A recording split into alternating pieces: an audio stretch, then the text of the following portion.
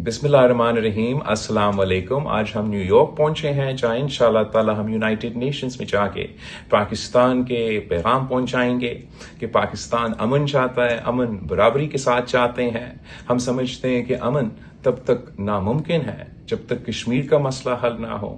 हम समझते हैं कि जो नया महाज भारत ने खोला है, जहाँ उन्होंने पानी को एक हथियार के तौर पे इस्तेमाल किया है और सिंधु दरिया पे हमला किया है, इसके बारे हमने दुनिया को आगाह करना है और हमारा अपना सिंधु को बचाना है। हमने दुनिया को ये पैगाम पहुंचाना है कि दहशतगर्दी के खिलाफ पाकिस्तान की अवाम है।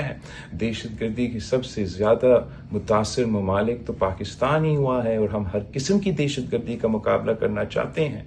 मगर अगर हमारा हमसाया मुल्क दहशतगर्दी को भी एक सियासी हथियार के तौर पे इस्तेमाल करके अपने मुल्क में मुसलमानों को, मकबूजा कश्मीर के मुसलमानों को, उनका हमसाया मुल्क के मुसलमानों को निशाना बनाएंगे, तो ना ही हम दहशतगर्दी का मुकाबला कर सकेंगे, ना ही हम अमन कायम कर सकेंगे। पाकिस्तान का अमन का पैगाम है, हम अमन चाहते हैं मगर इज्जत और बराबरी के साथ।